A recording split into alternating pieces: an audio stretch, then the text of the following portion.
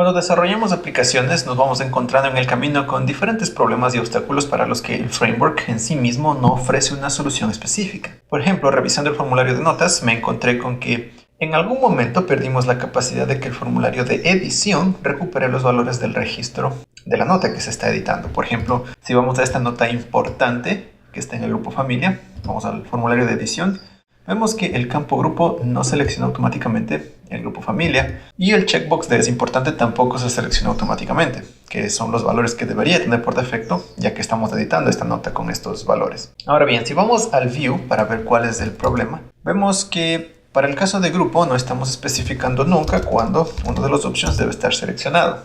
Ahora, otra cosa que perdimos capacidad también en el formulario es que si seleccionamos, por ejemplo, una de las opciones, digamos trabajo, voy a generar un error de validación. Cuando regreso, sí se muestra el error de validación, pero perdimos el campo que estaba seleccionado, el grupo que estaba seleccionado, en este caso trabajo. No se mantienen los valores. Entonces, para solucionar estos dos problemas, en el caso del grupo, deberíamos escribir algo de lógica, como por ejemplo lo que voy a escribir rápidamente aquí. Y terminaríamos con un código parecido a este en el que comprobamos primeramente si es que hay un valor anterior que no sea nulo en el group ID. Si esto es así, entonces vamos preguntando si este valor anterior es igual a cada uno de los grupos que vamos iterando. Y cuando coincida con uno de los grupos que estamos iterando, con el ID de uno de los grupos, imprimimos la propiedad selected del option. Caso contrario, no imprimimos nada. En el caso contrario, si es que fuese nulo el campo anterior, quiere decir que no hay ningún campo anterior y lo primero que debemos hacer es comprobar si es que está definida la nota para entonces saber que se trata de un formulario de edición y si es que esto es así debemos ver el ID del grupo que tiene la nota y compararlo con el ID del grupo que estamos iterando dentro del for each y si es que coinciden imprimimos la propiedad select. Entonces sí, no hay nada de malo con esta lógica que hemos implementado, de hecho soluciona el problema muy bien, excepto que es una lógica un tanto complicada como para que esté viviendo dentro de un view, que debería ser lo más cercano posible a un archivo HTML plano. Y aunque es cierto que podríamos crear un helper para encapsular toda esta lógica que hemos escrito aquí, lo cierto es que aún deberíamos añadir más lógica si queremos que este helper que vamos a escribir sea reutilizable en otros casos, en otros formularios. No podemos simplemente escribirlo tal como está aquí, pues está atada, como ustedes ven, esta lógica al modelo Note, al Group ID y al modelo Group. Entonces deberíamos escribir más lógica para que esto sea lo más genérico posible y sea reutilizable en otros lados. De hecho es lo que nos había pasado acá en este helper old checkbox que habíamos escrito dentro del archivo HTML, dentro de la carpeta helpers. Este old checkbox también está atado al modelo de nota y al método isImportant del modelo de notas. De hecho habíamos escrito aquí un model para que sea un poco más genérico, pero la verdad es que olvidé utilizarlo por completo. Entonces, claro, podríamos aquí, para que sea un tanto más genérico, decir model, pero aún estamos llamando a un método que solo existe dentro del modelo de notas. Entonces esto no es reutilizable de ninguna manera. Así que en este punto considero que lo más conveniente para nuestro proyecto es utilizar un paquete que solucione este problema en vez de invertir nuestro tiempo en escribir toda esta lógica que nos permita escribir helpers reutilizables para nuestros formularios. Ahora bien, notemos que estoy llegando a esta conclusión y a esta decisión de utilizar un paquete luego de haber analizado el problema y los requerimientos de este caso en particular de mi proyecto. Y les menciono esto porque dentro de muchos foros de discusión he encontrado una forma de pensar que es un tanto generalizada dentro de desarrolladores novatos sobre todo, y es que algunos piensan o quieren instalar un paquete para todos y cada uno de los problemas que se van encontrando dentro de la aplicación. No tengo nada en contra de instalar paquetes, de hecho hay que utilizarlos, hay que seguir esta filosofía de no reinventar la rueda una y otra vez. Y la verdad es que hay muchos paquetes, y muy buenos, bastantes de ellos, que nos resuelven un sinfín de problemas. Sin embargo, esta forma de pensar que les he mencionado hace que muchas veces instalemos indiscriminadamente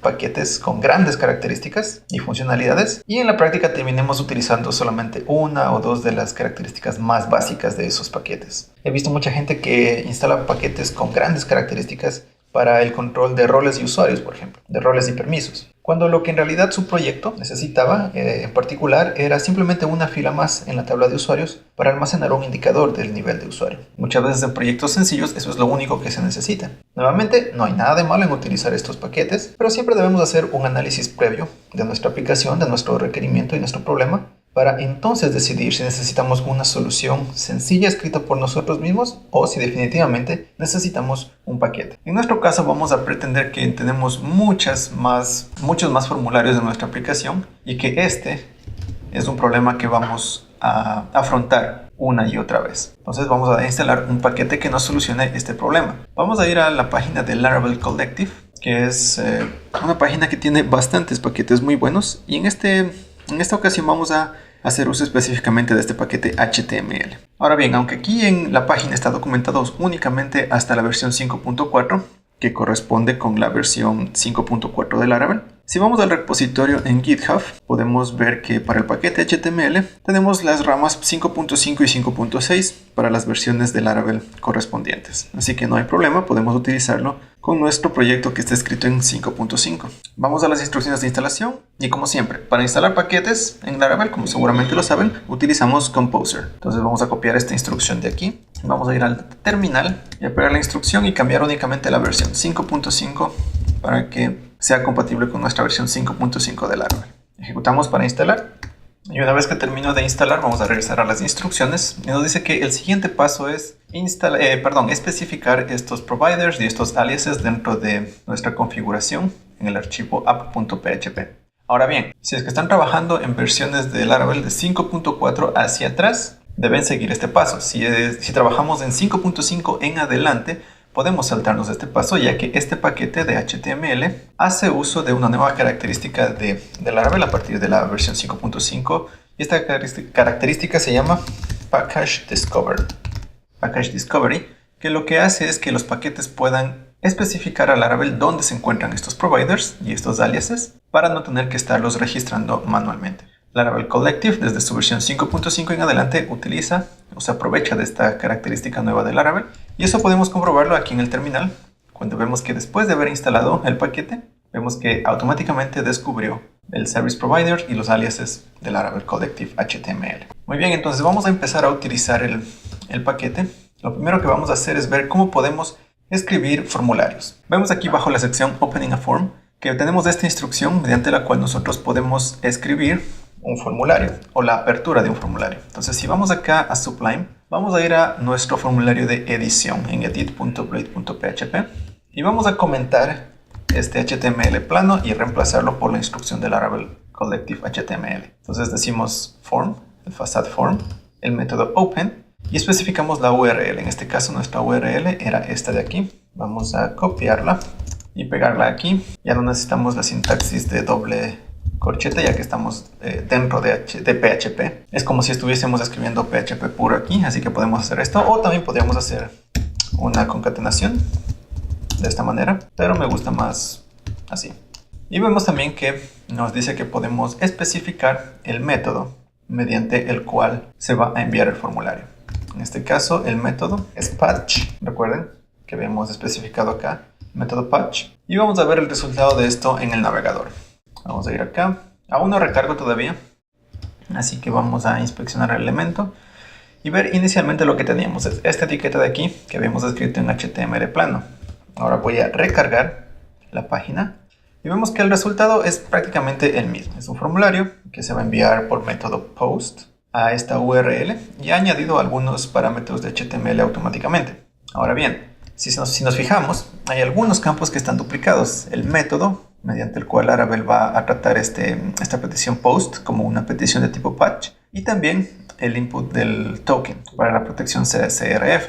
Estos dos inputs están duplicados, como podemos ver aquí, y esto es debido a que automáticamente cuando utilizamos esta instrucción para abrir un formulario, el paquete nos inyecta estos dos campos, así que ya no necesitamos especificar aquí estas dos instrucciones porque el paquete lo hace por nosotros. Si recargamos, ahí tenemos los dos inputs ocultos con los valores que necesitamos. El siguiente paso es ir al formulario y vamos a construir el select para solucionar el problema que teníamos de mantener los valores en repeticiones y recuperar el valor que teníamos en la nota que estábamos editando. Entonces vamos a la documentación y vamos a ver cómo escribir un control de tipo select. Vamos aquí a drop down list y tenemos aquí la instrucción básica. Vamos a copiarla y vamos a escribirla aquí en vez de el HTML plano que teníamos.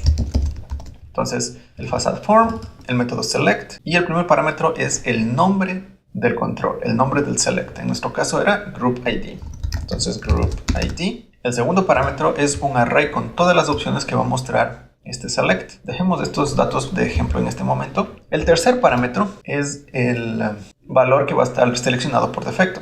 Entonces, por ejemplo, si probamos primeramente esto, vamos acá, recargamos, vemos que tenemos este select con large y small, pero digamos que queremos que small sea el elemento seleccionado por defecto. Vamos a pasar como tercer parámetro el key o la llave que queremos que esté seleccionado, en este caso S de small. Recargamos y está seleccionado small por defecto. Si no queremos especificar ningún valor por defecto, simplemente dejamos esto como nulo. En el cuarto parámetro podemos especificar algunas, o todas más bien dicho, las propiedades de HTML que queremos que tenga el control. Si vemos ahora mismo no tiene ningún estilo de Bootstrap y es debido a que estos estilos eran tomados por la clase FormControl en el select. Entonces aquí en forma de array podemos pasar todas las clases, todos los atributos que queremos que tome el select. En este caso queremos el atributo class y el contenido de class va a ser FormControl. Recargamos y ahí está aplicado los estilos. Muy bien. Ahora bien, lo que queremos no es esta lista de estos elementos, sino el listado de nuestros grupos, ¿verdad? Entonces, tenemos en la variable grupos o groups todo nuestro listado de grupos, pero no es tan sencillo como especificarlo aquí, porque si hacemos esto, bueno, tenemos los dos grupos, pero en formato JSON y todo el registro está escrito aquí. No es lo que necesitamos. Más bien lo que necesitamos es un listado en este formato, como teníamos los datos de ejemplo. ¿Cómo podemos hacer esto? Bueno, vamos a ir un momento a Tinker para aprender acerca de un método llamado plug en las colecciones de Laravel. Entonces, PHP Artisan Tinker.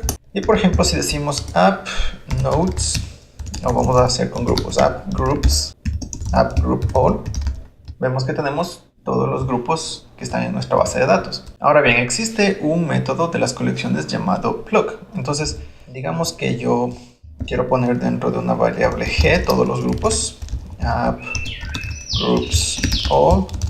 group all, perdón. Entonces, g es ahora una colección de grupos. Si utilizo este método llamado plug, este método lo que hace es extraer todos los valores de una llave que le especifiquemos. Por ejemplo, si queremos extraer todos los nombres de la colección de grupos, especificamos el atributo name.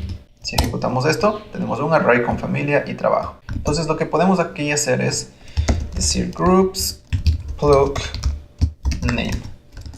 Ejecutamos esto en el navegador y ya tenemos aquí nuestra lista como queremos, pero falta un detalle todavía.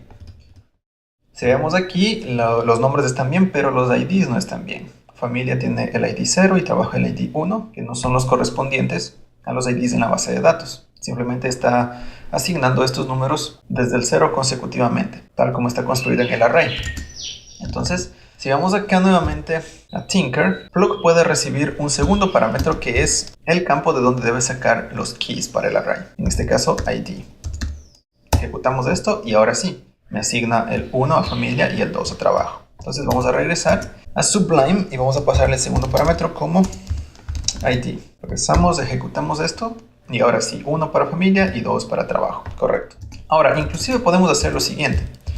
Si vamos y regresamos acá, podemos decir directamente app group plug name y ID. Y el resultado es el mismo. Entonces lo que podríamos hacer es aquí simplemente tomar esta instrucción, ir al controlador de notas para el método edit y podemos aquí ejecutar esto directamente.